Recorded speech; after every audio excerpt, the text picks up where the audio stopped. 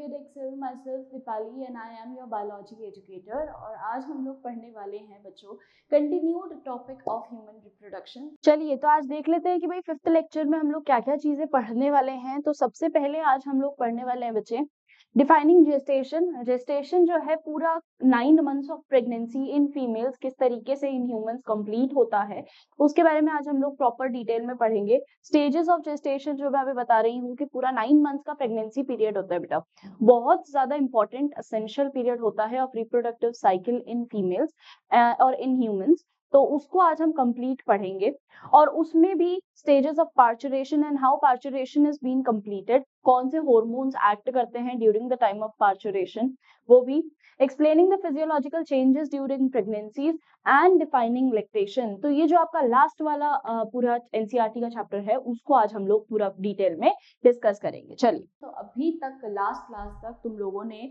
Proper तरीके से पूरी तरीके से समझ लिया है the basics of human reproduction. Gametogenesis आप लोगों ने पढ़ लिया है, फर्टिलाइजेशन हमने लास्ट क्लास में पढ़ा था, फर्टिलाइजेशन और इम्प्लांटेशन याद है ना। तो फर्टिलाइजेशन क्या था बेटा, सारे ही इवेंट्स स्टार्टिंग फ्रॉम कहाँ, फ्यूजन ऑफ गेमीट्स। तो फ्यूजन ऑफ गेमीट्स हुआ, उसके पूरे इवेंट्स जितनी साइकिल चलनी है वो सारी साइकिल के एंड तक जब हमारे पास एक जाइगोट आ जाता है, वो जाइगोट डेवलप हो जाता है एम्ब्रियो में, ये सारे के सारे इवेंट्स को हम फर्टिलाइजेशन में काउंट करते हैं। प्लीज इस बात का ध्यान रखिएगा, सिनगेमी और फर्टिलाइजेशन में कंफ्यूज मत होइएगा कि मैम सिनगेमी क्या चीज थी। Syngamy simple fusion, but all the processes required in that fusion are known as fertilization and are considered in the process of fertilization. Okay, यहाँ तक समझ में आया। अब अगली चीज क्या थी कि अब फर्टिलाइजेशन हो चुका है, अब हमारे पास जो है पूरा ब्लास्टोसिस्ट, लास्ट कंडीशन याद करो, ब्लास्टोसिस्ट बोला था ना, तो ब्लास्टोसिस्ट आ गया। अब वो ब्लास्टोसिस्ट करेगा इम्प्लांट यूट्रीन वॉल पे, और इम्प्लांटेशन वाले टाइम पे मैंने लास्ट क्लास में एक डायग्राम बनाया था जो मैं अभी वापस एक बार बना देती हूँ।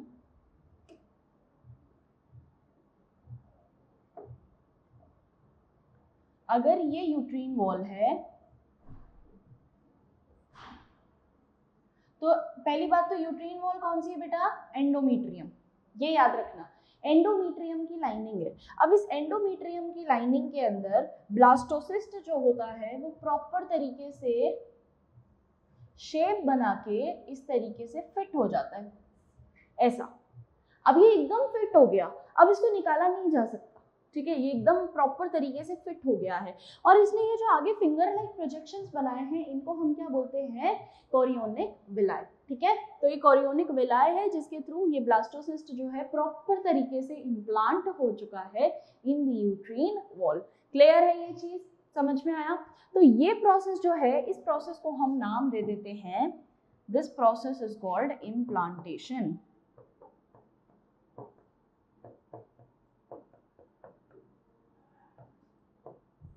इम्प्लांटेशन, इसी प्रोसेस को हम क्या नाम देते हैं बेटा जी, इम्प्लांटेशन। जब फिंगर लाइक प्रोजेक्शंस के साथ ब्लास्टोसिस्ट जो है वो यूट्रीन वॉल से प्रॉपर तरीके से स्टिक हो जाए। क्लियर।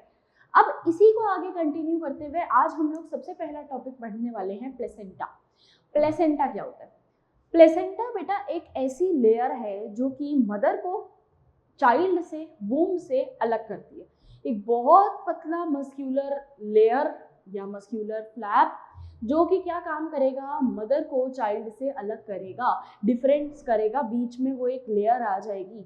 अच्छा, ये लेयर बहुत ज्यादा काम की भी है।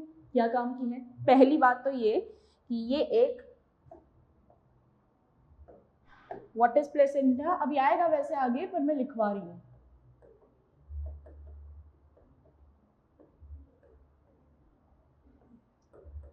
What is placenta? A layer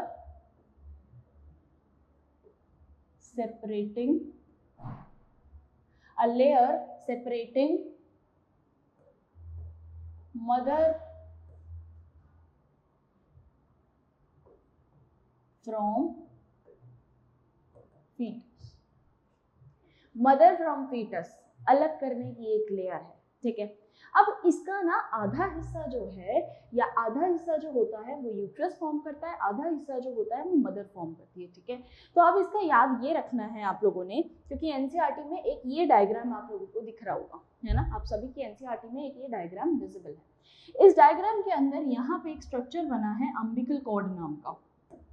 umbilical cord, ये अम्बिकल कॉर्ड अगर आप लोगों को दिख रहा है तो अम्बिकल कॉर्ड एक ऐसी कॉर्ड होती है, एक ऐसा स्ट्रक्चर होता है जिसके थ्रू बेबी जो है वो कनेक्टेड रहता है प्लेसेंटा से, है ना। यहाँ पे ये जो प्लेसेंटा है, दिस इज प्लेसेंटा, दिख रहा है बेटा, ये प्लेसेंटा विजिबल है क्या, ये वाला एरिया देखो, दिस प्लेसेंटल विला है, ये विजिबल है ना।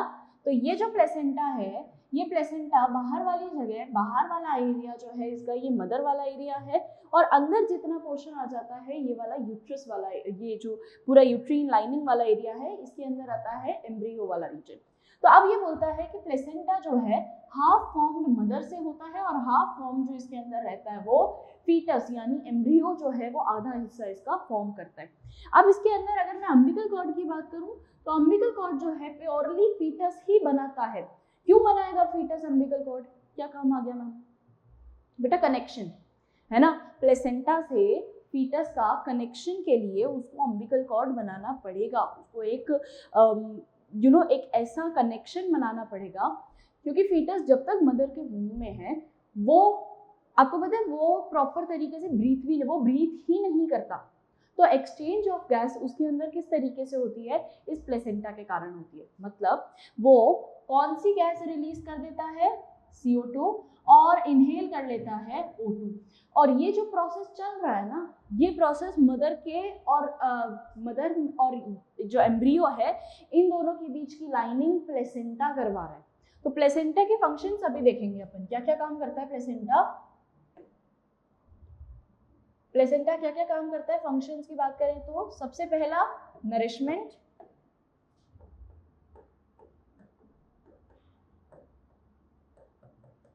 नरिशमेंट कैसे कर रहा है, ये जितना भी खाना पानी है ना, जो फीटस को देना है किसी भी तरीके से, तो वो सारा न्यूट्रिशन वो आगे through the process of diffusion आगे बढ़ाता है ना। किस प्रोसेस से बढ़ाता है बेटा आगे, bye diffusion, okay, bye diffusion ये ट्रांसपोर्ट या एक्सचेंज ऑफ न्यूट्रिएंट्स कर सकते हैं, तो नरिशमेंट वैसे प्रोवाइड कराएगा। अगली चीज ये क्या करवा सकता है, नरिशमेंट हो गया, अब एक्सक्रीशन भी जरूरी है, एक्सक्रीशन, क्योंकि प्लेसेंटा जो है बेटा जो वूम में जो फीटस बन रहा है वो कुछ ना कुछ एक्सक्रीटरी सब्सटेंस भी रिमूव आउट करेगा, कुछ ना कुछ जो है सेल्स रिमूव आउट करेगा। हालांकि वो अगर न्यूट्रेटिव हुआ तो वो उसके सराउंडिंग में रहेंगी, वो ऐसा फ्लूइड बना लेगा जो उसके सराउंड में रह के और उसको प्रोटेक्शन भी देगा। पर हमको ये चीज़ भी ध्यान रखनी है कि वो जो एक्चुअल में एक्सक्रीटा बना रहा है, एक्सक्रीटा से मतलब क्या है कि भाई न्यूट्रिशन है, अगर वो न्यूट्रिशन फॉर्म कर रहा है तो कहीं ना कहीं वो एक्सक्रीटरी प्रोडक्ट भी बनाएगा, और वो एक्सक्रीटा को भी रिमूव करने का काम जो होगा वो प्लेसेंटा का रहेगा। थर्ड आ जाता है एक्सचेंज ऑफ गैस,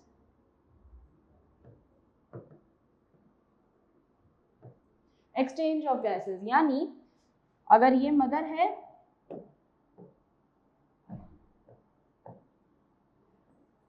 ये बीच में प्लेसेंटा,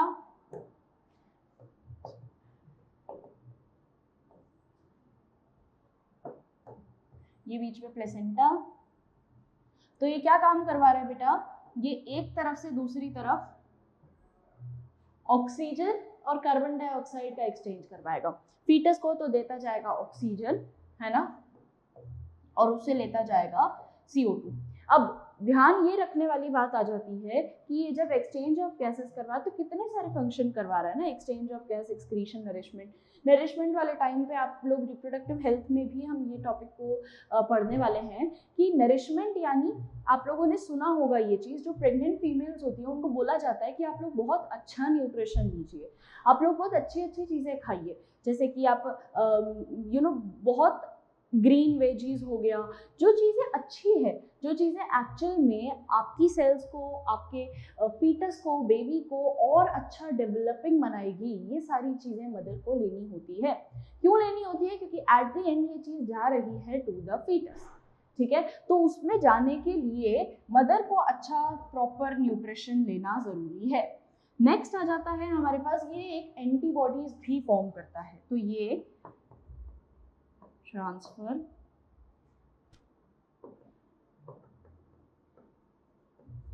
एंटीबॉडी, अब भाई जो बेबी है उसमें एंटीबॉडी, अभी तक उसने एंटीजन फेस ही नहीं किया है ना, अभी तक उसको कोई वायरस तो है नहीं, क्योंकि वो मदर की वूम में इतना सेफ है, इतना प्रोटेक्टेड है, तो अभी तक उसने कोई वायरस फेस नहीं किया, अभी तक उसने कोई बैक्टीरिया फेस नहीं किया। पर उसको पहले से डेवलप तो होना पड़ेगा, क्योंकि आफ्टर पार्चुरेशन जैसे ही वो एक बार जो है मदर की वूम से रिमूव हो जाएगा या बाहर आ जाएगा, तो उस टाइम पे वो बाहर के इन्वायरमेंट में सर्वाइव करने के लिए एटलीस्ट उसको अपना इम्यूनिटी सिस्टम तो स्ट्रॉन्ग करना पड़ेगा, है ना। और उसका इम्यूनिटी सिस्टम उसको सबसे पहले उसकी मदर देती है, यानी उसकी बॉडी में जो एंटीबॉडीज है, एंटीबॉडी क्या होती है बेटा? सोल्जर ऑफ आवर बॉडी, है ना, जो लड़ लेगी। अगर एंटीजन आया, एंटीजन मतलब फॉरेंसिक पार्टिकल, कोई दूसरा आदमी, अगर जैसे उसकी बॉडी के अंदर कोई दूसरा व्यक्ति, जैसे कि बैक्टीरिया आ गया या वायरस आ गया, तो बॉडी क्या करती है उस टाइम पे? बॉडी बनाती है एंटीबॉडी, सोल्जर, कि भाई अब तुम इनसे लड़ो, है ना। तो बाहर वाला आया बैक्टीरिया, बैक्टीरिया के सामने खड़ा कर दिया उसने किसको? आपकी बॉडी की बनाई हुई एंटीबॉडीज को। तो एंटीबॉडीज जो हैं, ये एंटीबॉडीज भी ट्रांसफर करती है, और मेनली आईजीजी एंटीबॉडीज जो है वो प्लेसेंटा से फीटस को मिलती। क्लियर है ये चीज? तो आपको ये सारी ही चीजें याद करनी है। बेसिक ऑफ प्लेसेंटा मैंने अभी बताया है। चलो अब एनसीईआरटी को पढ़ते हैं। एनसीईआरटी क्या बोलती है?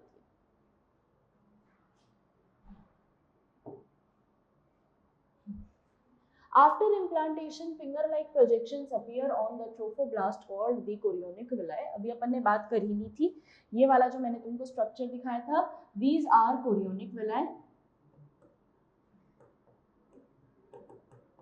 है ना। ट्रोफोब्लास्ट क्या था बेटा? इसकी आउटर मोस्ट लेयर, इस ब्लास्टोसिस्ट की outer most layer was called trophoblast, है ना। याद है ना तुमको ब्लास्टोसिस्ट का स्ट्रक्चर? अगर नहीं याद है, ब्लास्टोसील, इनर सेल मास, अगर नहीं याद है तो एक बार पुराना वाला लेक्चर को देख लेना, ठीक है।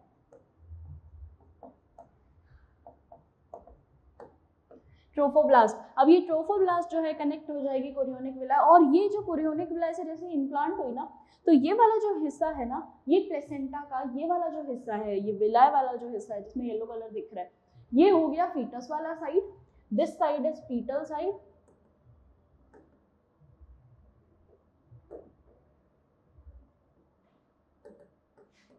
और ये इसके इस तरफ वाला हिस्सा हो जाएगा मदर साइड। क्लियर है ये चीज? और यहाँ से चीजों का ट्रांसमिशन होगा इस फीटस के अंदर। तो यहाँ पे ये ग्रोइंग फीटस है, याद अगर तुम लोगों को हो तो यहाँ पे बहुत सारी इनर सेल मास है ना। इनर सेल मास क्या काम करेगा? इनर सेल मास जो है वो आगे जाके ऑर्गन बनाएगा। क्या काम करेगा ये inner cell mass? Organogenesis perform करेगा, है ना। ऑर्गेनोजेनेसिस यानी ऑर्गन्स बनाना, ठीक है। अभी अपन बात करेंगे इनर सेल मास की, पहले अपन बात कर रहे हैं ये बाहर की, ठीक है। इनर सेल मास का क्या होता है ना बेटा, इनर सेल मास दो डिस्क में कन्वर्ट हो जाता है और दो डिस्क शेप स्ट्रक्चर बना लेता है, ठीक है। एक तो होता है इपीब्लास्ट, एक होता है हाइपोब्लास्ट, ठीक। तो इपीब्लास्ट वाला जो हिस्सा है ना, वो इपीब्लास्ट वाला हिस्सा 3 जर्म लेयर्स बनाता है।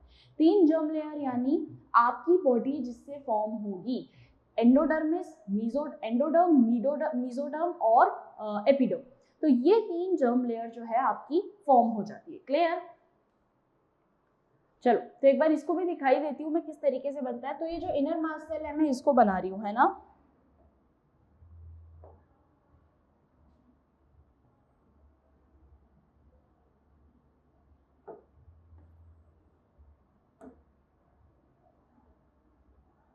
ये विलाय वाला स्ट्रक्चर बनाया है, ठीक है बेटा। मैं थोड़ा सा लॉन्गिट्यूडनल सेक्शन बना रही हूँ ताकि तुम लोगों को समझ में आ जाए, ओके। फिर उसके बाद अंदर वाले हिस्से में इसके पास प्रेजेंट रहती है बहुत सारी सेल्स।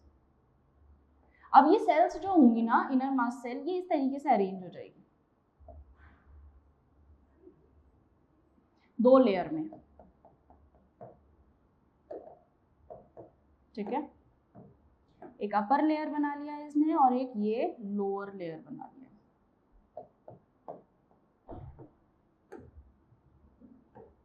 ऊपर वाले को हम कहेंगे एपीब्लास्ट और नीचे वाला कहलाएगा हाइपोब्लास्ट।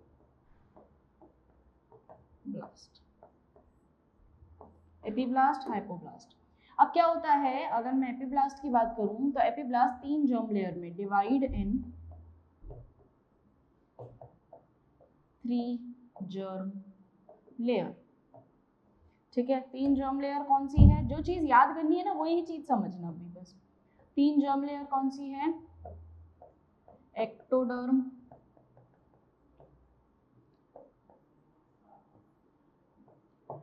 मीजोडर्म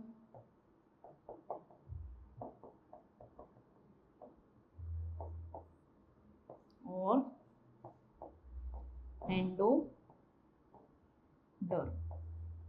एक्टोडर्म मतलब हो गया बेटा आउटसाइड, एक्टोडर्म मतलब आउटर लेयर, और ये मेजरली आपका सेंट्रल नर्वस सिस्टम बनाती है। सेंट्रल नर्वस सिस्टम मतलब जिसके अंदर आपका ब्रेन भी आ जाता है, स्पाइनल कॉर्ड भी आ जाता है, ठीक है। तो ये वो चीज बनाएगा एक्टोडर्म। अब क्या होता है ना, ये 3 लेयर में डिफरेंशिएशन हो गया। अब ये 3 लेयर ही आपकी पूरी बॉडी को फॉर्म कर देगी, ठीक। तो इनर सेल मास जो हम बोल रहे हैं, तो वही इनर सेल मास जो होगा वो पूरी बॉडी के ऑर्गेनोजेनेसिस, अभी बोला ना, ऑर्गन्स बनाएगा। अब ऑर्गन्स कैसे बनाएगा, सबसे पहले तो ये आउटर मोस्ट लेयर है एक्टोडर्म, तो ये आपका सीएनएस बनाएगी, यानी सेंट्रल नर्वस सिस्टम, आपका ब्रेन बनाएगी, आपका स्पाइनल कॉर्ड बनाएगी। इसी के साथ आपका जितना स्किन पोर्शन है वो भी यही बनाती है, एक्टोडर्म। मीजोडर्म की अगर बात करें तो ये बनाती है ब्लड वेसल्स, जितनी भी ब्लड से रिलेटेड सारी चीजें हैं वो ये बनाएंगी। एंडोडर्म की अगर मैं बात करूं तो endoderm will form gut, pancreas, ये सारा, थायराइड,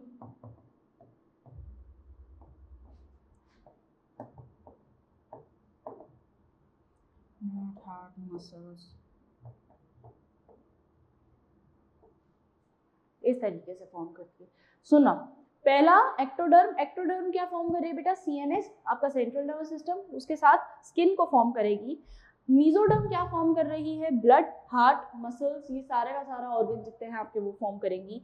एंडोडर्म जो होगी ये गट लाइनिंग, आपका डाइजेस्टिव ट्रैक्ट जितना हो गया, पेनक्रियाज हो गया, थायराइड हो गया, पैराथायराइड हो गया, सारी चीजें ही ये फॉर्म करेगी।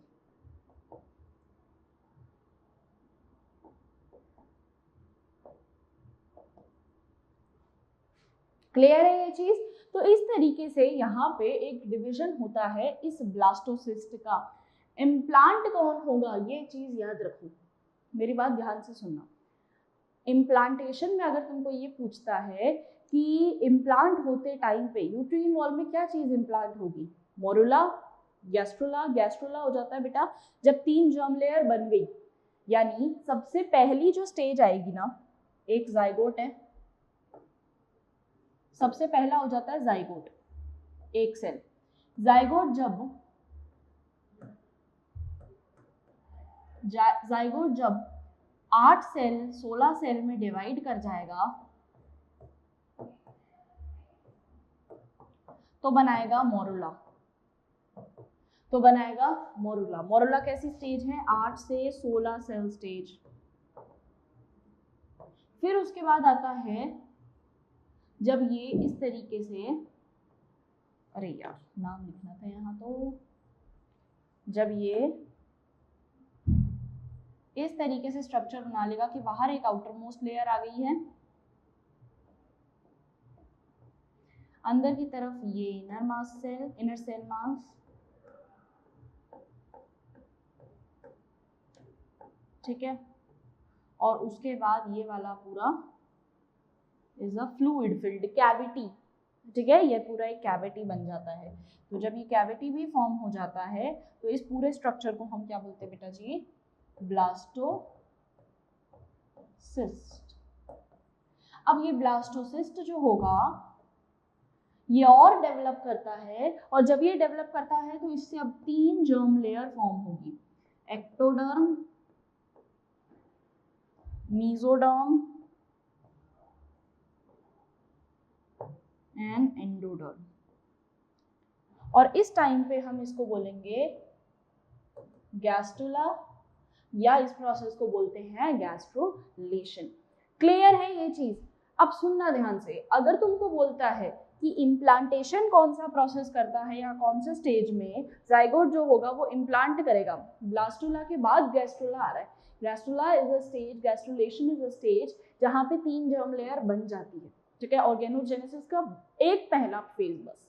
ऑर्गेनोजेनेसिस कंप्लीट कब होगा? जब 3 जर्म लेयर बनेगी। 3 जर्म लेयर कब बनेगी? जब आपके पास गैस्ट्रुला होगा, यानी गैस्ट्रुलेशन होगा तो गैस्ट्रुला होगा, तब 3 जर्म लेयर बन जाएगी। तो इन सब में से तुम मुझे ये बताओ कि इम्प्लांटेशन किस में होगा? बड़ा ही आसान क्वेश्चन। इम्प्लांटेशन कौन सा फेज करवाएगा? मोरुला करवाएगा, ब्लास्टुला कराएगा या गैस्ट्रुला करवाएगा? बताओ इम्प्लांटेशन वाले टाइम पे। सी, अगर मोरुला करवाएगा तो मोरुला करा नहीं सकता क्योंकि अभी तक ये कोरियोनिक विलाय नहीं बनाएगा। कोरियोनिक विलाय से याद करो कि वो बनाया जाता है बाय ट्रोफोब्लास्ट, और ट्रोफोब्लास्ट अपीयर ही ब्लास्टोसिस्ट के अंदर होती है, यानी ब्लास्टोसिस्ट जो होगा ये इम्प्लांटेशन, मतलब इसका इम्प्लांटेशन होगा। तो ब्लास्टोसिस्ट का इम्प्लांटेशन होता है इन दी मदर्स यूट्रस और वूम्ब। क्लियर है ये चीज? I hope this much is pretty clear, है ना। और फिर हम डिविजन जब देखते हैं, 3 जर्म लेयर जब बन जाती है, इसको हम कहते हैं गैस्ट्रुला। चलिए पढ़ते हैं। ओके, अब ये बोलता है फिंगर लाइक प्रोजेक्शन है ट्रोफोब्लास्ट जो बनाएगा, which surround by the uterine tissue and the maternal blood. The chorionic villi and the uterine tissue becomes interdigited with each other and joined form a structural and functional unit between the developing embryo and the maternal body called placenta. Very important, very important. Placenta form हो रहा है, एक interdigital, interdigital मतलब एक तरीके से connect हो गया, है ना। फिंगर लाइक प्रोजेक्शन बना यूट्रस में, फिंगर लाइक प्रोजेक्शन बना कोरियोनिक विलाई, ये दोनों के दोनों क्या कर जाएंगे? इंटरलॉक्ड हो जाएंगे, इंटरजॉइंड हो जाएंगे। फिर इनको सेपरेट आउट करना इज वेरी हार्ड, ठीक है। और इसी प्रोसेस को हम कहते हैं प्लेसेंटा फॉर्मेशन। द प्लेसेंटा क्या क्या काम करेगा? प्लेसेंटा के फंक्शंस देख लो। पहला प्लेसेंटा का काम है facilitate the supply of oxygen, first काम, है ना। Second, nutrients to the embryo and also removal of carbon dioxide and excretory waste material. Waste material remove करना यानी एक्सक्रीशन, न्यूट्रिशन प्रोवाइड करना तो न्यूट्रिटिव, ऑक्सीजन यानी एक्सचेंज ऑफ गैस आ गया, 3 आ गए। Placenta is connected to the embryo through umbilical cord which helps in transport of substances. अब बेटा कनेक्शन देखो तुम किस तरीके से है कि प्लेसेंटा खुद तो कनेक्टेड है, पर प्लेसेंटा ने एक अम्बिकल कॉर्ड को कनेक्ट कर दिया जो कि नेवल के थ्रू फीटस से कनेक्टेड रहता है, और वो क्या काम करेगा कि जितनी सारी चीजें अंदर डिफ्यूज होनी है या आउट जानी है, सारा का सारा काम उस अम्बिकल कॉर्ड के थ्रू प्लेसेंटा ही करवाएगा। करवा कौन रहा है? प्लेसेंटा, है ना, पर अम्बिकल कॉर्ड के थ्रू करवा रहा है, ठीक है, ऐसा समझना। Now, placenta also act as an endocrine tissue and produces several hormones like human chronic gonadotropin (HCG). HCG क्या होता है बेटा? सुनना, HCG जो होगा, this what HCG do is, यहाँ लिख देती हूँ तो नीचे, HCG जो होता है ये LH को रेप्लिकेट करता है, it mimics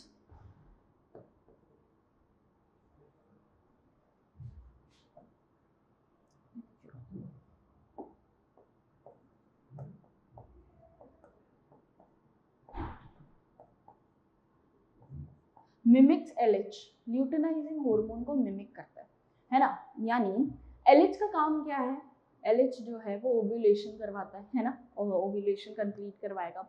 अब उस टाइम पे LH को रोकना बहुत ज़्यादा ज़रूरी है, या HCG क्या काम करता है कि देखिए, अगर आप पूरा आगे स्टार्टिंग में अगर तुमने NCERT मेरे साथ साथ जब रीड किया है तो हमने एक लाइन पढ़ी थी कि मेंस्ट्रुएशन साइकिल में तुमने एक लाइन पढ़ी थी कि मेंस्ट्रुएशन साइकिल एक बार को temporarily it get stops during the time of pregnancy, है ना, during the time of pregnancy it gets stop. तो वो जो स्टॉपेज है उसको हेल्प करने का काम जो है वो यहाँ पे HCG का होता है। और HCG एक ऐसा हार्मोन है जो अर्ली डिटेक्शन भी करवाता है, जो मदर है उसको पता कैसे चलेगा कि वो इफ शी इज प्रेग्नेंट और not, because of this hormone that is HCG। तो ह्यूमन क्रोनिक गोनेडोट्रोपिन हार्मोन ऐसा है जो LH को मिमिक करेगा ताकि जो ओव्यूलेशन का प्रोसेस है वो एक बार को स्टॉप हो सके। दूसरा मतलब ओव्यूलेशन जो प्रोसेस है, अब सेकेंडरी ओसाइट बन चुका है, ओवम बन चुका है, तो उसको एक बार परसिस्ट करने के लिए ये LH को मिमिक करता है, ठीक है। सेकेंड थिंग ये क्या करता है, मेंटेन कॉर्पस ल्यूटेम। कॉर्पस ल्यूटम को भी मेंटेन करता है। कॉर्पस ल्यूटम को मेंटेन क्यों करना जरूरी है, क्योंकि देखिए अगर कॉर्पस ल्यूटम मेंटेन रहेगा तो प्रोजेस्टेरोन रिलीज करता रहेगा। अगर प्रोजेस्टेरोन सिक्रीट होता रहेगा तो एंडोमेट्रियम जो लेयर है यूट्रीन की इनर मोस्ट जो लेयर है वो सिक्योर्ड, सेफ और प्रोटेक्टेड रहेगी और फॉर्म्ड रहेगी, ठीक है। प्रोजेस्टेरोन का बेटा मेन काम यही है कि वो एंडोमेट्रियम जो लेयर होती है उसको फॉर्म्ड रखना है ना, वो खत्म नहीं होनी चाहिए क्योंकि सारा का सारा प्रोसेस ही उस पर कंप्लीट हो रहा है, तो उसको खत्म नहीं होना है, ठीक है। तो उसके लिए कौन रिस्पॉन्सिबल है, उसके लिए कॉर्पस ल्यूटम रिस्पॉन्सिबल है। कॉर्पस ल्यूटम सिक्रीट्स प्रोजेस्टेरोन, है ना, तो प्रोजेस्टेरोन के लिए कॉर्पस ल्यूटम की जरूरत है और उस कॉर्पस ल्यूटम के लिए LH की जरूरत है, और यहाँ पे ये दोनों ही काम जो है HCG करता है। And it is also used in early detection of pregnancy.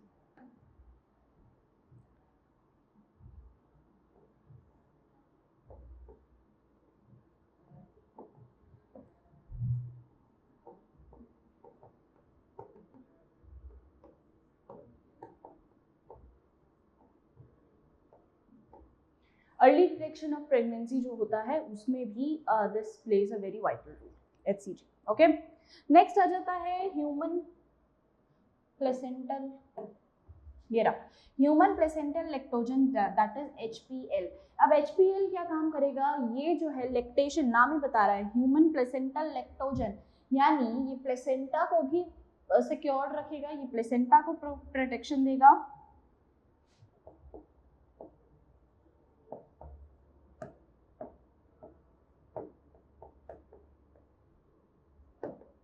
Maintain the structure of placenta और प्रोवाइड, हाँ मेंटेन लिखेंगे,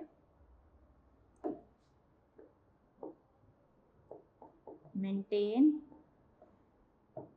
स्ट्रक्चर ऑफ प्लेसेंटा, पहला चीज तो ये करेगा ये, ठीक है। दूसरी चीज ये क्या काम करेगा कि HPL जो है ये पार्चुरेशन वाले टाइम पे भी एक्टिवेट करेगा, ऑक्सीटोसिन वगैरह में हेल्प करेगा, पर अभी हम उतना डिटेल में नहीं जाते। अभी तुम इतना जानो कि ये लैक्टेशन जो मेमोरी ग्लैंड्स है उनको भी डेवलप कर देगा, so it also develops mammary gland. Mammary glands को डेवलप पहले से ही ये करना शुरू हो जाता है during the time of pregnancy ही, क्योंकि इसको पता है कि जैसे ही प्रेगनेंसी कंप्लीट होगी, जैसे ही जो चाइल्ड है पार्चुरेट करके जब चाइल्ड जो है वो आउटर एनवायरनमेंट में आएगा तो ऑब्वियसली उसको कुछ न्यूट्रिशन चाहिए, और वो न्यूट्रिशन उसको उसकी मदर ही प्रोवाइड करेगी सबसे पहले, और वो मेमोरी ग्लैंड्स के थ्रू ही करेगी। तो वो जो पहला मिल्क जो मदर के थ्रू फॉर्म होता है इन दोज मेमोरी ग्लैंड्स, तो वो मिल्क प्रोडक्शन के अंदर कौन सा हार्मोन काम आता है, ह्यूमन प्लेसेंटल लैक्टोजन HPL। जितने हार्मोन्स हैं प्लीज इनके नाम याद कर लेना, इनको लिख लिख के याद करो, कैसे भी याद करो। देखो मेन तरीका बायो को याद करने का एक ही है कि आप जितना the more you practice it by writing, उससे बेहतरीन और कोई चीज़ ही नहीं हो सकती। आप जितना चाहे उतना इसको इतनी बार लिखो, जितना हर बार अपना मॉक टेस्ट, खुद ही अपना मॉक टेस्ट ले लो भाई, ऐसे करके छुपा के और इस तरीके से लिख लो, है ना। तुमने पहले लिखा, फिर उसके बाद आप ऐसे लिख सकते हो कि जैसे HPL आपने लिख लिया, अब HPL का फंक्शंस यहाँ लिखते जाना है, तो HPL को तुमने लिख लिया है, यहाँ फंक्शंस लिखते जाओ। यहाँ पे तुमने HCG लिख दिया तो उसके फंक्शंस है, एस्ट्रोजन लिख दिया, प्रोजेस्टेरोन लिख दिया। क्योंकि बच्चे ये जो हॉर्मोन्स हैं, मैं बता रही हूँ केमिकल कोऑर्डिनेशन वाला चैप्टर और ये वाले चैप्टर के जितने हॉर्मोन्स हैं, प्लीज इनको अगर तुमने भूल गए या नहीं याद आया या कैसा भी, तो वो तुम्हारे बहुत ज़्यादा पॉइंट्स लेके जा सकता है, क्योंकि मेजॉरिटी ऑफ क्वेश्चंस जो है वो इन हॉर्मोन्स पे ही बनते हैं। तो please do remember all these hormones. I know it is a big task, it is a difficult task, but obviously अब तुमने नीट सेलेक्ट करी है, अब आराम से तो हो नहीं सकता ना। तो बी प्रिपेयर कि भाई तुमको वो चीज़ लेनी पड़ेगी, तुमको याद करना पड़ेगा, तुमने बायो लिया है, ठीक है। तो वेलकम टू बायो इंडस्ट्री, ऐसा कह सकते हैं। बायो में थोड़ा सा याद करने का रहता है, बट कोई नहीं, हो जाएगा, ये ज़रूर है ना, थोड़ा लैंग्वेज है बट याद हो जाता है। चलिए अब अगला आता है एस्ट्रोजन प्रोजेस्टेरोन। ये हमने याद कर चुके हैं। एस्ट्रोजन और प्रोजेस्टेरोन दोनों ही, प्रोजेस्टेरोन जो होता है वो प्रेगनेंसी हार्मोन है, एस्ट्रोजन जो है वो मेंटेनिंग करेगा जितना भी लाइनिंग है यूट्रस की वो, और उसी के साथ साथ जो है आगे लैक्टेशन में भी एस्ट्रोजन का काम आएगा। In the later phase of pregnancy, a hormone called relaxin is also secreted by the ovary. Relaxin hormone भी secrete किया जाता है by the ovary. तो अब रिलैक्सिन का काम क्या होगा, ये during the time of parturition ये सर्विक्स यानी बर्थ कैनाल को डायलेट कर देगी, ठीक है। It helps in dilation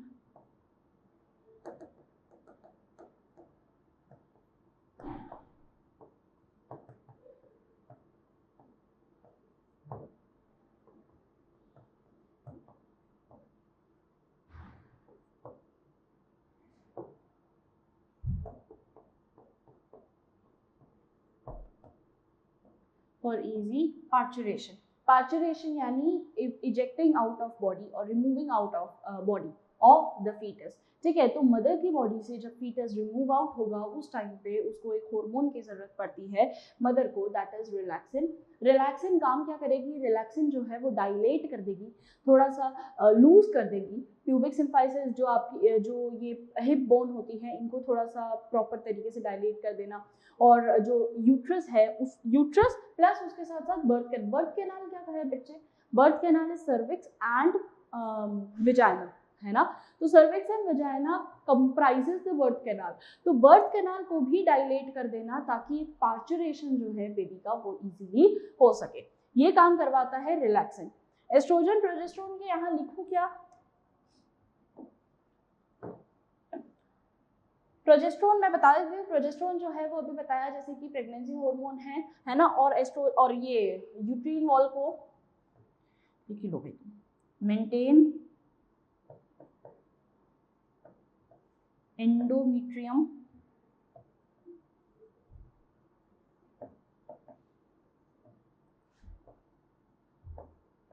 main pregnancy hormone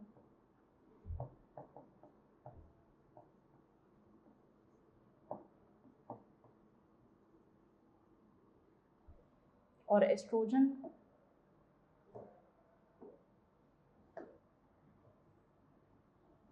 develop secondary sexual characteristics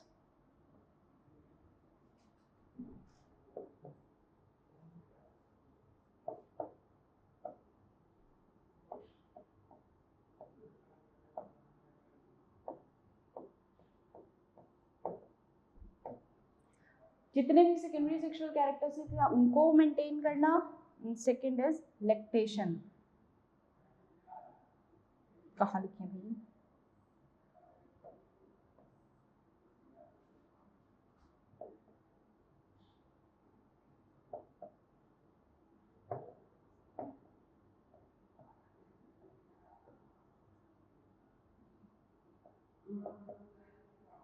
development of memory gland.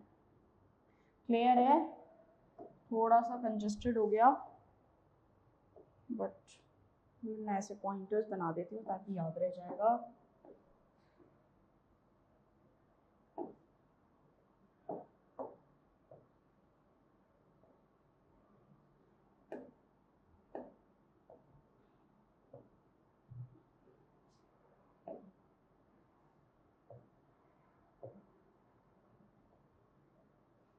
Okay, clear है ये चीज यहाँ तक?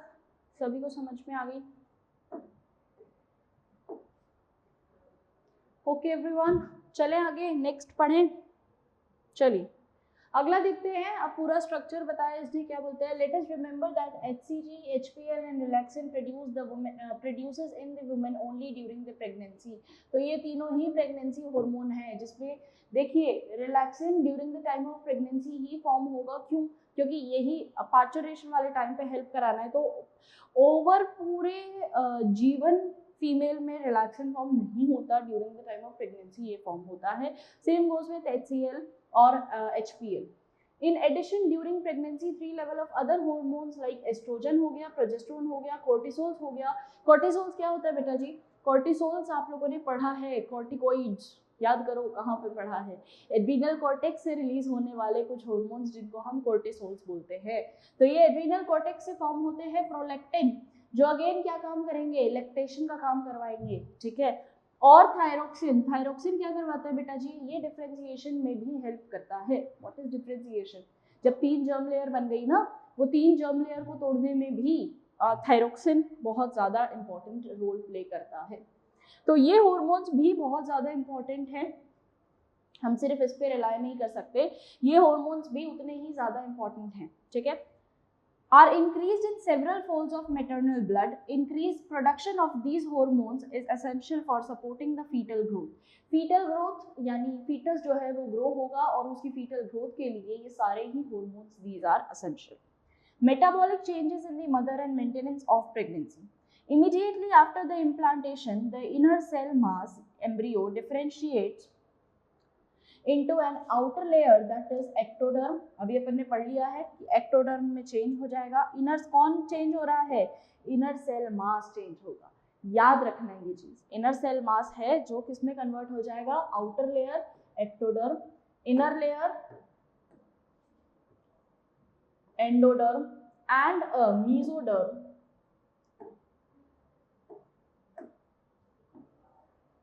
soon appears between the ecto and the endoderm। दोनों के ही बीच में लाई करने वाली मीजोडर्म। तो एक्टोडर्म, एंडोडर्म, मीजोडर्म, और तीनों के फंक्शंस में लिखवा चुकी हूँ। These 3 layers give rise to all the tissue or organs in adults। और इस प्रोसेस को ना the process of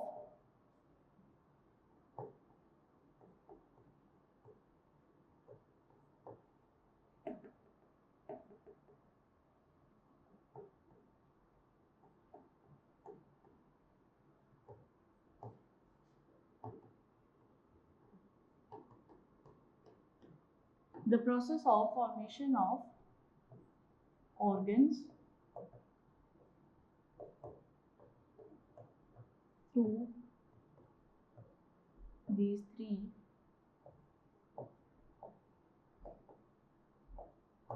germ layer। क्या बोलते हैं बेटा इस प्रोसेस को?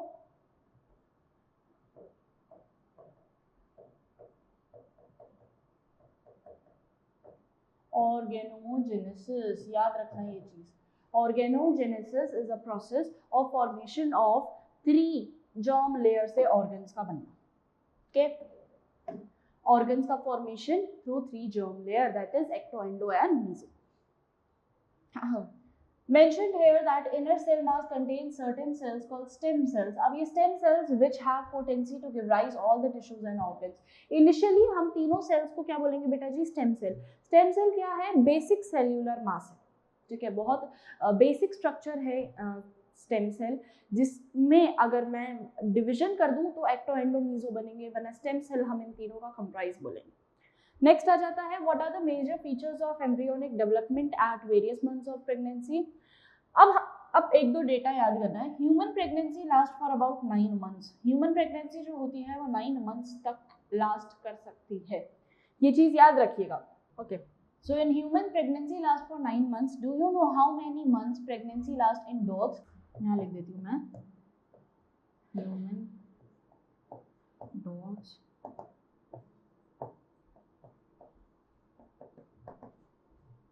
एलिफेंट्स, और लास्ट किसका पूछा है इसने? कैट्स।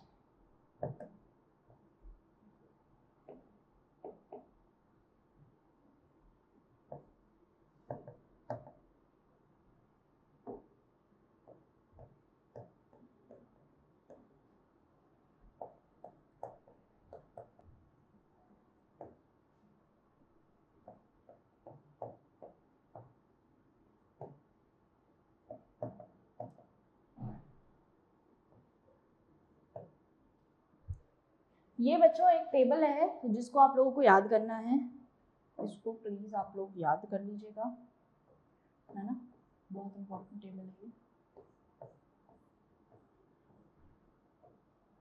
क्या बोलता है ये, कौन कौन से जो मेन आप लोगों को याद करने हैं वो उनमें आते हैं। सबसे पहले ह्यूमन की प्रेगनेंसी लास्ट करती है फॉर 9 मंथ्स।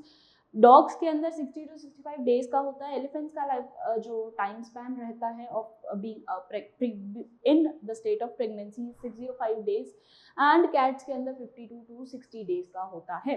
ठीक है, अगला आ जाता है next, the embryo heart is form. Now see, अगर हम ह्यूमन बींग्स की बात करें तो आफ्टर 1 मंथ, 1 महीने के बाद जो है 1 मंथ ऑफ प्रेगनेंसी के अंदर हार्ट इज फॉर्म। बेटा ह्यूमन प्रेगनेंसी को इसने 3 ट्राइमेस्टर्स में कन्वर्ट कर दिया है। 3 ट्राइमेस्टर्स यानी ये बोल रहा है 9 मंथ्स, है ना। ये देखो मैंने एक चार्ट बनाया तुम लोगों के लिए, इसने 9 मंथ्स को डिवाइड किया है ट्राइमेस्टर्स के अंदर, यानी जैसे मैं 1 2 3 4 5 6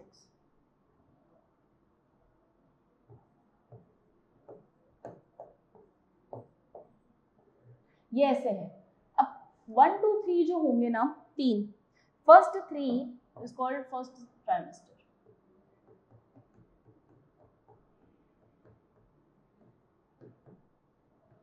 सेकेंड 3 जो होंगे सेकेंड ट्राइमेस्टर, और लास्ट जो होंगे थर्ड ट्राइमेस्टर। तो इसने क्या किया, 3 ट्राइमेस्टर्स के अंदर डिवाइड कर दिया है पूरी 9 मंथ्स की प्रेगनेंसी। ठीक है, तो अब फर्स्ट 3 मंथ्स जो हो रहे हैं उनके अंदर क्या क्या चीजें होगी ये देखना। First 3 months are very essential, very important for embryo. तो पहले जो 3 होते हैं, दिस इज वेरी इंपॉर्टेंट,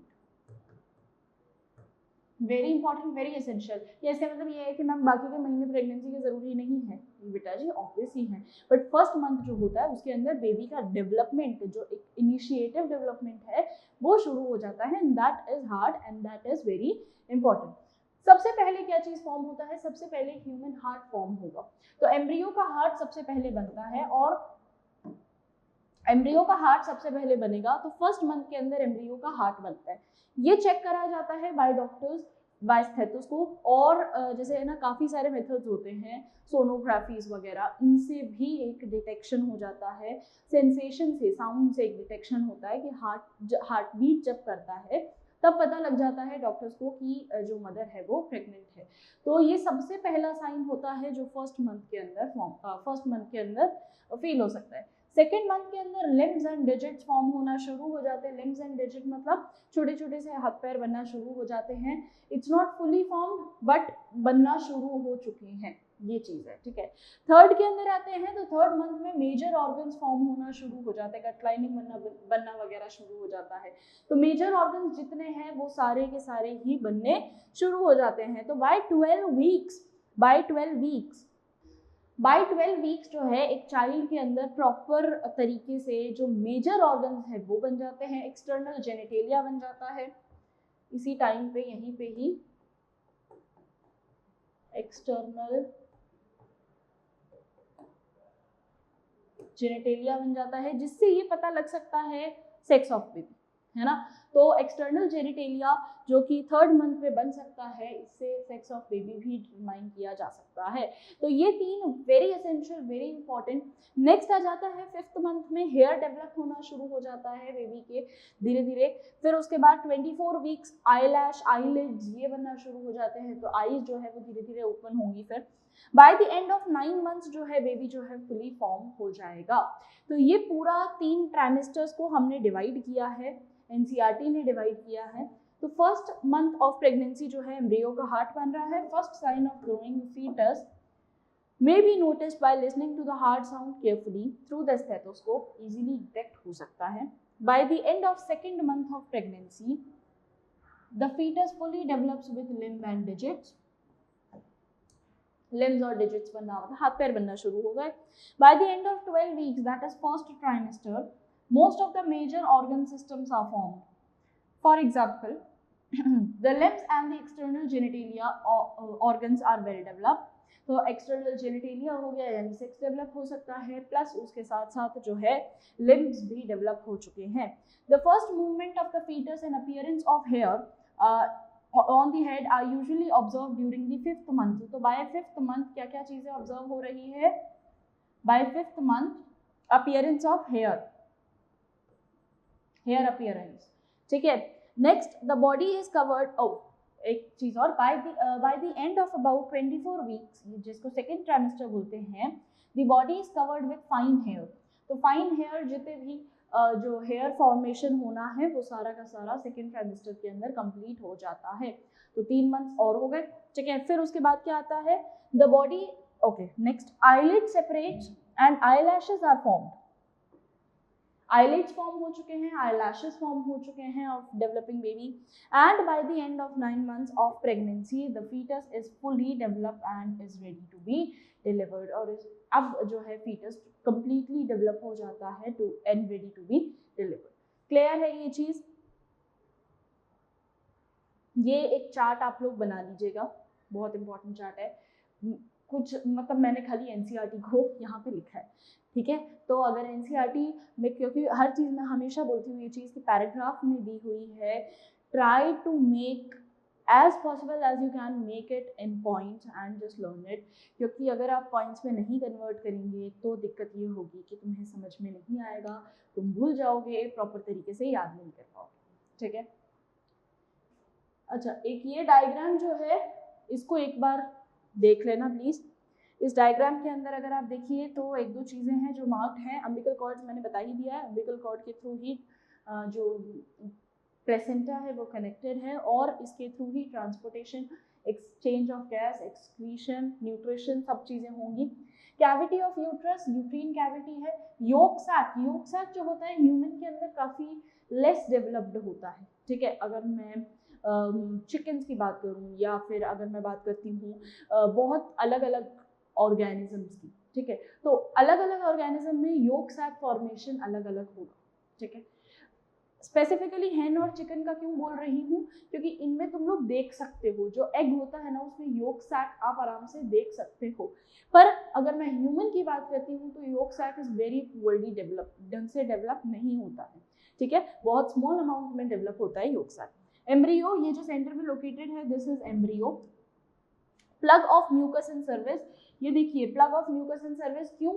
ताकि ये जो इनर लाइनिंग है यूट्रीन वॉल जो है ये पूरी पूरी शेड आउट ना हो सके, तो उसको एक तरीके से प्रोटेक्शन प्रोवाइड करने के लिए ये प्लग जो है एक ब्लड अपने आप को वहां पे पूरी तरीके से प्लग बना लेता है ताकि ये एक्सटर्नली या बाहर ना निकल सके ब्लड, ओके।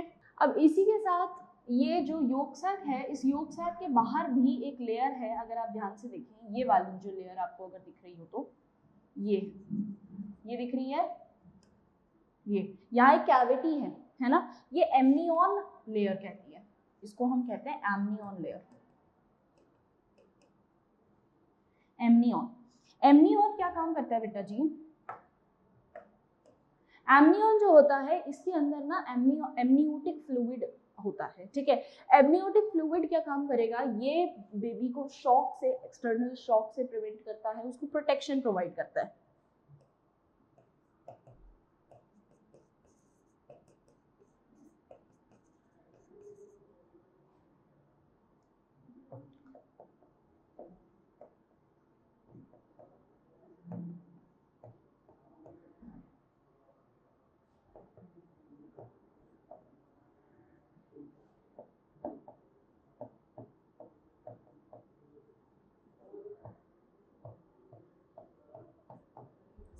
अब क्या होता है ना कि अंदर जो यूट्रीन वॉल है उस यूट्रीन वॉल के अंदर एक कैविटी ऐसी होती है जिसको हम कहते हैं, जो बनती है एमनियन से। ये योक सैक तो बहुत छोटा सा है, इसके साथ जो बाहर की कैविटी है दैट इज एमनियन। एमनियन क्या काम करेगी बेटा? एमनियन एमनियोटिक फ्लूइड सिक्रीट करती है, कुछ इस तरीके का फ्लूइड है जिससे कि जो बेबी है उसको एक्सटर्नल इस टाइम पे क्या होता है ना, एम्ब्रियो के फॉर्मेशन वाले टाइम पे बेबी बहुत सारा एम्ब्रियो फीटस जो है वो बहुत सारी सेल्स रिलीज भी करेगा, बहुत सारी सेल्स रख के खुद को फॉर्म भी करेगा, ठीक है। तो बहुत सारी सेल्स को रिलीज करता है, मतलब बहुत सारी सेल्स उसमें सेल डेथ जिसको हम बोलते हैं एपोप्टोसिस, तो सेल डेथ भी बहुत सारी होती है और सेल फॉर्म भी बहुत सारी होती है ताकि एक एम्ब्रियो, एक फीटस, एक फुली फॉर्म बेबी जो है वो डिलीवर हो सके। तो उस टाइम पे बहुत सारी सेल डेथ भी हो रही है, बहुत सारी नई सेल बन भी रही है, ठीक है, ये चीज समझना।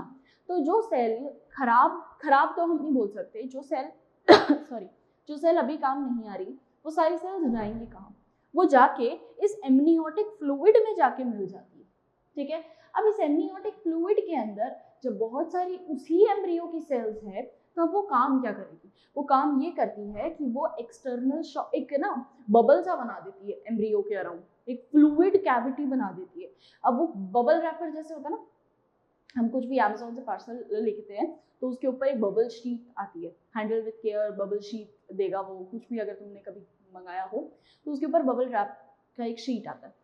काम क्या है उस बबल रैप का कि भाई अगर ये कभी भी गिर पड़ जाए या कुछ भी डिलीवरी जो कर रहा है बंदा उसमें उससे कहीं गिर जाए पार्सल वगैरह, या जो ले रहा है if he is not handling it with care, तो उस टाइम पे किसी भी तरीके से अगर उसमें दिक्कत आ जाए, वो सही तरीके से if it's not properly handled, तो उस टाइम पे क्या जरूरी है कि वो लेयर जो है वो उसको प्रोटेक्ट करेगी कि अंदर का सारा सामान, और वो इंश्योर करेगी कि अंदर का जितना आपका पार्सल है वो सही सलामत रहे, है ना। सेम वैसे ही एमनियोटिक फ्लूइड काम करती है। तो एमनियोटिक फ्लूइड क्या कर रही है बच्चे कि ये प्रोटेक्ट करती है एक्सटर्नल शॉक से, है ना, एक्सटर्नल शॉक जर्क हो जाता है कई बार जो मदर के कारण, उनसे, ठीक है, उन सब से प्रोटेक्ट करने का काम एम्ब्रियो को कौन कर रहा है, amnion, the outermost layer, clear है।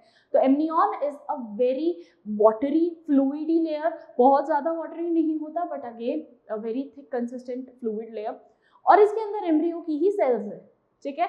अब इससे पता क्या हो सकता है, अगर आपने पढ़ा हो एमनियोसेंटोसिस, इसके अंदर आप एमनियोटिक फ्लूइड की प्रेजेंस में उसको लेके आप डिटेक्ट कर सकते हो द सेक्स ऑफ बेबी, ठीक है, which you will later on study in reproductive health, but मैं थोड़ा सा इंट्रोडक्शन इसीलिए दे रही हूँ क्योंकि वहाँ यही एमनियन काम आने वाला है ना। तो यही एमनियोटिक फ्लूइड है, इसी एमनियोटिक फ्लूइड जो है इसको रिमूव आउट करके डॉक्टर्स ये पता कर सकते हैं, doctors can easily determine the sex of foetus, okay, but ये कई बार नेगेटिव हो जाता है और फीमेल फर्टिसाइड्स में कन्वर्ट हो जाता है। कैसे हो जाता है, because of societies norms and mental state. तो वो जो है फीमेल फर्टिसाइड्स यानी फीमेल्स को एम्ब्रियोनिक स्टेज के अंदर ही मार देते हैं, अगर उनको पता लग जाता है कि डिटेक्शन हो जाता है कि एमनियोटिक फ्लूइड के थ्रू, सेल्स के थ्रू के अंदर जो बेबी फॉर्म हो रहा है, जो फीटस फॉर्म हो रहा है, दैट इज अ फीमेल, तो वो उसको अर्ली एम्ब्रियोनिक स्टेज में ही उसको मार देते हैं, but which is very brutal thing to think about as well. तो ये चीज़ एक्चुअल में होती है और इसीलिए इन इंडिया, बाकी जगहों पे ये चीज़ चल रही है अभी भी, but in India it is ban कि आप ये एमनियोटिक फ्लूइड से सेक्स ऑफ बेबी डिटरमाइन नहीं कर सकते, ठीक है। चलो अगला पढ़ते हैं पार्चुरेशन एंड लैक्टेशन। पार्चुरेशन मतलब क्या हो जाएगा बच्चे, अब बेबी जो है is fully formed, now 9 months की प्रेगनेंसी जैसे ही कंप्लीट हो जाती है, now baby is fully formed. अब उस बेबी को पार्चुरेट करना है, पार्चुरेट यानी उसको क्या करना है, रिमूव आउट होना है फ्रॉम मदर्स बॉडी। तो अब जब वो मदर्स की बॉडी से रिमूव आउट होगा तो उस टाइम पे क्या क्या उसमें चेंजेस हैं वो सब पढ़ते हैं। The average duration of human pregnancy is about 9 months, which is called the gestation period. ये 9 मंथ्स का जो पीरियड है इसको हम जेस्टेशन पीरियड कहते हैं, याद रखिएगा। नेक्स्ट विगरस कॉन्ट्रैक्शन, अब इतना खतरनाक कॉन्ट्रैक्शन होता है यूट्रस में जिसको हम बोलते हैं लेबर पेन। आप लोगों को पता है कि दुनिया में सबसे ये वो है रिसर्च कि दुनिया में सबसे हाईएस्ट पेन जो होता है दैट इज बर्निंग पेन, और सेकेंड हाईएस्ट पेन मतलब पहला हाईएस्ट पेन इज बर्निंग, अगर कभी कोई हाथ जल जाए या कभी कुछ जल जाता है तो वो स्किन अगर जल जाती है तो दैट इज द फोरमोस्ट सबसे खतरनाक पेन। सेकेंड पेन जो वर्ल्ड रिकॉर्ड में है मतलब सेकेंड पेन जो है दैट इज लेबर पेन। जो during the time of parturition होता है इन फीमेल्स। तो फीमेल जो यूट्रस है वो इतना ज़्यादा कॉन्ट्रैक्ट करता है, इतना विग्रस कॉन्ट्रैक्शन होता है यूट्रस के अंदर at the end of pregnancy cause the expulsion and delivery of foetus. तो फीटस की डिलीवरी जब होती है उस टाइम पे ये सबसे हाईएस्ट जो खतरनाक पेन है वो मदर को सहना पड़ता है। This process of delivery of foetus childbirth is called parturition. और इसी प्रोसेस को जब फीटस जो है वो रिमूव आउट हो जाता है through the mother's body, this process is called parturition. Parturition is induced by a complex neuroendocrine mechanism. नाम देखना बेटा जी, न्यूरोएंडोक्राइन, संधि विच्छेद करो इसका, न्यूरोएंडोक्राइन। न्यूरोएंडोक्राइन क्या हो जाता है? न्यूरो म्हणजे न्यूरल कंट्रोल है ना, नर्वस कंट्रोल। एंडोक्राइन मतलब हार्मोनल कंट्रोल। तो न्यूरल कंट्रोल कोऑर्डिनेशन हो गया और हार्मोनल कंट्रोल कोऑर्डिनेशन हो गया, और इस पूरे को हम कहेंगे न्यूरल एंडोक्राइन मैकेनिज्म। तो यहाँ पे दोनों चीजें काम आ रही है। अभी अपन ने हार्मोन्स इतने सारे पढ़े, HCG, HPL, रिलैक्सिन, ये लगून, ऑक्सीटोसिन अभी तुम पढ़ोगे, तो ये सारे हार्मोन्स काम है। एंडोक्राइन का न्यूरल कंट्रोल काम क्या है कि कब ये हार्मोन्स रिलीज होने हैं, इसका काम तो न्यूरल ही देखेगा। तो CNS को इन्वॉल्व करना ही पड़ेगा, तो वहां पे अपने को CNS, पिट्यूटरी, हाइपोथैलेमस, ये सभी चीजें अभी अपन पढ़े। चल, the signals of parturition originates from the fully developed foetal. Fully developed foetus से पार्चुरेशन वाले टाइम पे सिग्नल्स आते हैं in placenta which induce the mild uterine contraction called fetal ejection reflex. What are fetal ejection reflex? ये कुछ signals हैं। सी होगा क्या यहाँ पे, यहाँ एक सीरीज चल रही है। कैसा है कि पहले फीटस जो है वो सिग्नल देगा, और वो सिग्नल किसको देगा? प्लेसेंटा। वो सिग्नल किसको देगा? प्लेसेंटा को देगा।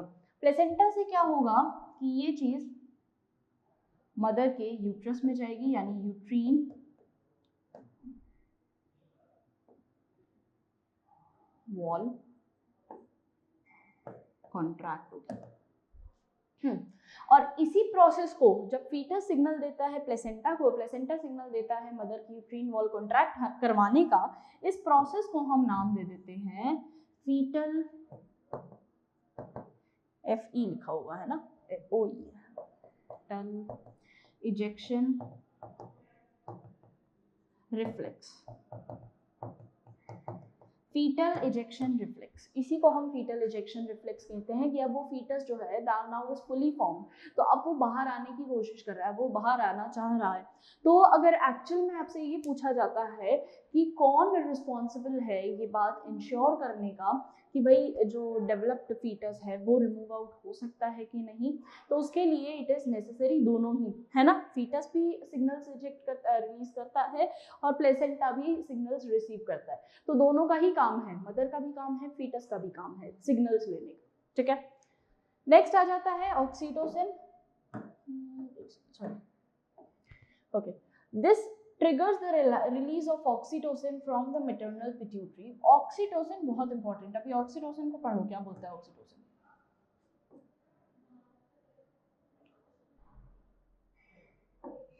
Oxytocin acts on uterine muscle and causes stronger uterine contraction, which in turn stimulates the secretion of oxytocin. अब ऑक्सीटोसिन क्या काम कर रहा है ना बेटा? यूट्रीन कॉन्ट्रैक्शन बढ़ा रहा है ना। ऑक्सीटोसिन क्या काम करता है? ऑक्सीटोसिन जैसे ही रिलीज किया जाता है, ये एक साइकिल है ना, जैसे ही कॉन्ट्रैक्शन इंक्रीज होंगे ऑक्सीटोसिन इंक्रीज होगा, ऑक्सीटोसिन जाएगा कॉन्ट्रैक्शन इंक्रीज करेगा, तो ये आपस में ही दोनों चले जा रहे हैं, ठीक है। तो ये ऑक्सीटोसिन जो है ये क्या काम कर रहा है? कॉन्ट्रैक्शन करवाएगा in the uterine wall. The stimulatory reflex between the uterine contraction and oxytocin secretion continues, resulting in stronger and stronger contraction. This leads to the expulsion of baby out of the uterus through the birth canal. और इसी को parturition बोलते हैं। Birth canal क्या है? Cervix और cervical canal, cervix और vagina. Soon after the infant is delivered, placenta is also expelled out of uterus. What do you think doctors inject to induce delivery? बेटा जी इंड्यूस डिलीवरी को induce करवाने के लिए oxytocin जरूरी है। क्यों? क्योंकि यही ऑक्सीटोसिन जो है, ये ऑक्सीटोसिन कॉन्ट्रैक्शन करवाता है। तो ऑक्सीटोसिन कैसे काम कर रहा है? ऑक्सीटोसिन क्या काम करता है कि ये यूट्रीन कॉन्ट्रैक्शन करवा रहा है,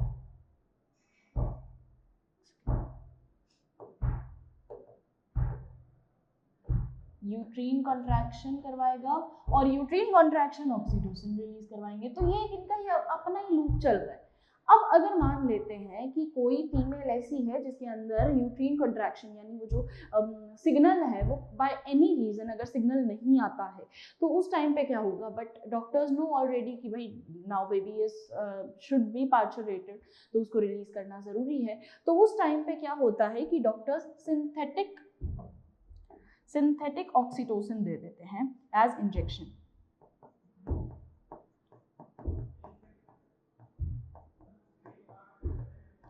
सिंथेटिक ऑक्सीटोसिन क्या काम करेगा बेटा? सिंथेटिक ऑक्सीटोसिन सेम ऑक्सीटोसिन जैसा ही काम करता है, बट अब इस ऑक्सीटोसिन को हमने इंजेक्शंस के थ्रू, क्योंकि ये नॉर्मली बॉडी के अंदर अगर नहीं चल रहा तो हम इसको बाहर से लेके बॉडी के अंदर जो है वो यूट्रीन कॉन्ट्रैक्शंस को इंक्रीज करवा सकते हैं और ये डॉक्टर्स यूज करते हैं during the time of delivery. Clear? अगला, the mammary glands of the foetus undergo differentiation during the pregnancy. Mammary glands, अब ये मेमरी ग्लैंड्स वाला हमने ऑलरेडी पढ़ लिया है ना, बट स्टिल अभी वापस लैक्टेशन के अंदर हमको एक बार वापस मेमरी ग्लैंड्स को बड़ा ही ब्रीफ एक्सप्लेन करना है with the terms of lactation कि what actually lactation is and how does it helps in और आफ्टर प्रेगनेंसी, क्योंकि अब प्रेगनेंसी तो 9 मंथ्स लास्ट कर चुकी है, इसके बाद लैक्टेशन वाले टाइम क्या होगा, तो ये चीज़ थोड़ा सा पढ़ लेते हैं। Mammary glands of the female undergo differentiation during the pregnancy and starts producing milk towards the end of pregnancy by the process called lactation. Lactation इसी प्रोसेस का नाम है बेटा जी। जब जो फीमेल है जैसे ही प्रेगनेंसी कंप्लीट हो जाती है तो bye the end of pregnancy female के अंदर जो है इट स्टार्ट्स और the mother starts producing milk. ठीक है, this helps the mother in feeding the newborn. The milk produced during the initial few days of lactation is called colostrum. Colostrum बहुत ज़्यादा important है बेटा जी। colostrum है क्या? colostrum is the first milk जो कि बेबी को मिल सकता है। तो जो मदर से फर्स्ट टाइम जो मिल्क रिलीज होता है और जो बेबी जिस फीड करता है जिस चीज़ को, तो उसको हम कहते हैं colostrum, which contains several antibodies absolutely essential to develop the resistance. अब antibodies if to be specified, antibodies कौन सी होंगी बेटा जी? एंटीबॉडीज होती है यहाँ पे IgA।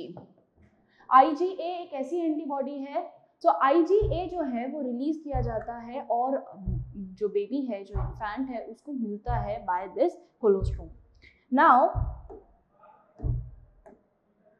For the newborn baby, breast feeding during the initial period of the infant is recommended by the doctors in bringing up a healthy baby.